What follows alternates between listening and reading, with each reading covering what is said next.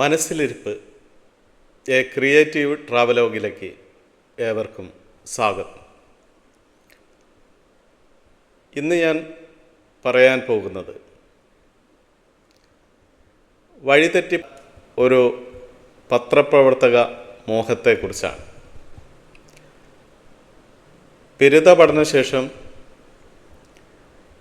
Higher study അല്ലെങ്കിൽ ഉപരിപഠനം എന്ത് ചെയ്യണമെന്നുള്ള ഡിലേമയുടെ കാലത്ത്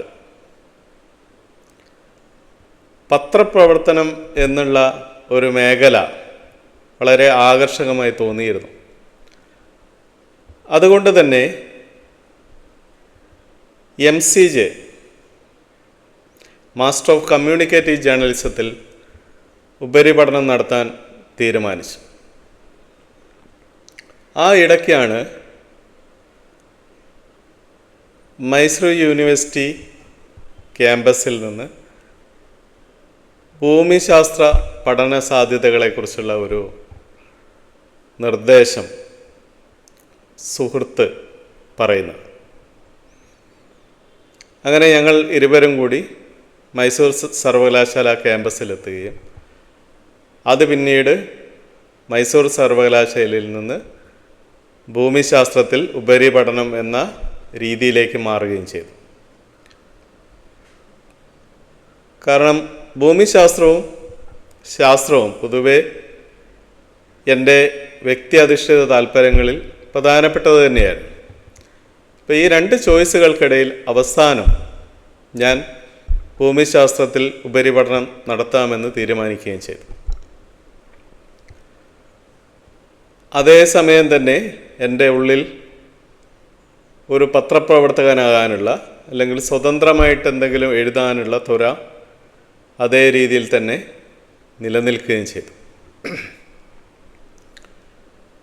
പിന്നീട് ഒരു സവിശേഷ സന്ദർഭത്തിൽ കേരള ശാസ്ത്ര സാഹിത്യ പരിഷത്തിൻ്റെ സംസ്ഥാന സമ്മേളനം വയനാട്ടിലെ സുൽത്താൻ ബത്തേരിയിൽ നടക്കുകയാണ്. ആ സമ്മേളനം ഈ അടുത്ത കാലത്താണ്. ആ സമ്മേളനം ഉദ്ഘാടനം ചെയ്യുന്നത് മുരളി തുമ്മാരക്കുടിയാണ്. ഐക്യരാഷ്ട്രസഭയിലെ മലയാളി ഉദ്യോഗസ്ഥന്മാരിൽ പ്രമുഖനാണ് അദ്ദേഹം. പ്രത്യേകിച്ച് ദുരന്ത നിവാരണവുമായിട്ടൊക്കെ ബന്ധപ്പെട്ട വിഷയങ്ങളിൽ അതിൻ്റെ ചുമതല വഹിച്ചിട്ടുള്ള ആളാണ് അദ്ദേഹം. അപ്പം അദ്ദേഹമാണ് ഉദ്ഘാടകൻ. അപ്പോൾ ആ ഉദ്ഘാടന പ്രസംഗം ലൈവായിട്ട് ഫേസ്ബുക്കിൽ റിപ്പോർട്ട് ചെയ്തു.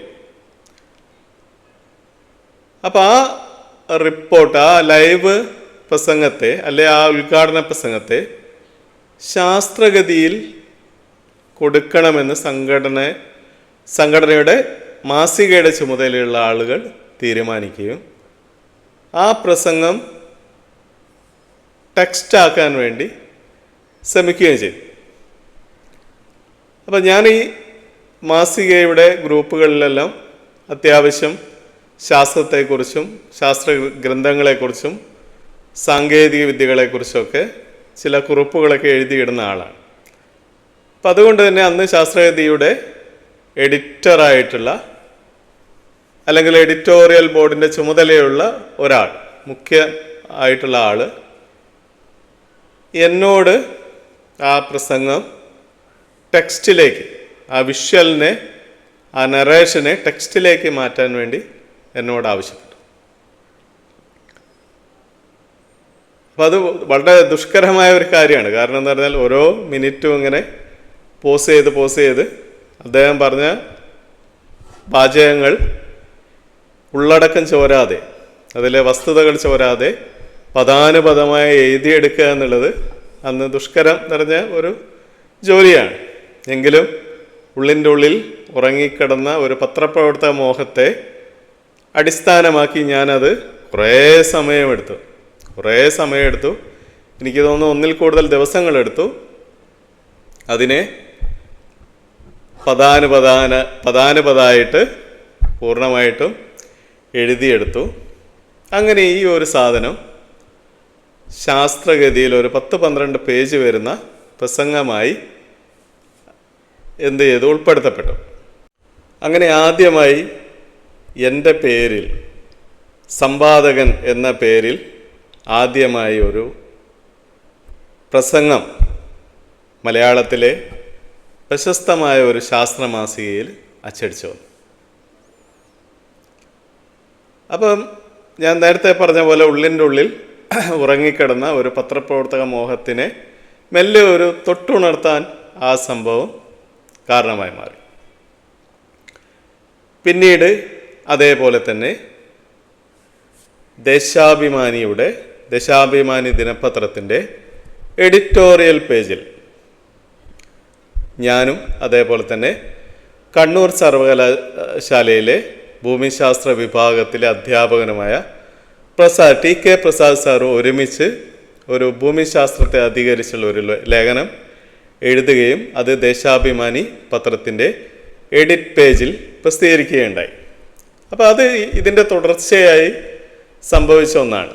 അതായത് എന്നിൽ ഉറങ്ങിക്കിടന്ന ഒരു പത്രപ്രവർത്തക മോഹത്തെ വേറൊരു രീതിയിൽ സഫലീകരിക്കുന്ന ഒരു സന്ദർഭമായിട്ടാണ് ഈ രണ്ടാമത്തെ സന്ദർഭം വന്നത്. അതുപോലെ തന്നെ പിന്നീടും പല മാസികകളിൽ ഇതേ രൂപത്തിൽ പല ഇടപെടലുകളും നടത്താൻ കഴിയുകയുണ്ടായി. ഏറ്റവും ഒടുവിൽ കേരള ശാസ്ത്ര സാഹിത്യ പരിഷത്തിൻ്റെ കുട്ടികൾക്കുള്ള, അതായത് ഹൈസ്കൂൾ കുട്ടികൾക്ക്, ഹയർ സെക്കൻഡറി കുട്ടികൾക്കുള്ള മാസികയായ ശാസ്ത്രകേരളം മാസികയായിട്ട് ബന്ധപ്പെട്ടുള്ള ജീവിതം പിന്നീടാണ് തുടങ്ങുന്നത്. അപ്പം അതിൻ്റെ സംഘടനയുടെ മാസിക ചുമതലയുള്ള ആളുകൾ എന്നെ അതിൻ്റെ ശാസ്ത്രകേരളത്തിൻ്റെ എഡിറ്റോറിയൽ ബോർഡിൽ ഉൾപ്പെടുത്തുകയും എനിക്ക് ഈ ശാസ്ത്രകേരളത്തിൽ നിരവധി ലേഖനങ്ങൾ എഴുതാനുള്ള അവസരം ഉണ്ടായിട്ടുണ്ട്. അപ്പോൾ ആ ഒരു എഡിറ്റോറിയൽ ജോലി ഇപ്പോഴും തുടരുന്നുണ്ട്. അത്രമാത്രം സക്രിയമായി മാസിക പ്രവർത്തനത്തിൽ ഇടപെടുന്നില്ലെങ്കിൽ കൂടി ആ ഒരു എഡിറ്റോറിയൽ ബോർഡ് അംഗം എന്നുള്ള ഒരു ചുമതല എപ്പോഴും തുടരുന്നുണ്ട്. അപ്പം ഞാൻ പറഞ്ഞു വന്നത്, ഉള്ളിൻ്റെ ഉള്ളിൽ ഉറങ്ങിക്കിടന്ന ഒരു പത്രപ്രവർത്തകനാകാനുള്ള മോഹത്തെ പല രീതിയിലും ആ വഴിയിൽ നിന്ന് വേറിട്ട് പോയിട്ട് പോലും എങ്ങനെയാണ് പല രീതിയിലും ഞാൻ സഫലീകരിക്കാൻ ശ്രമിച്ചത് എന്നുള്ളതാണ്.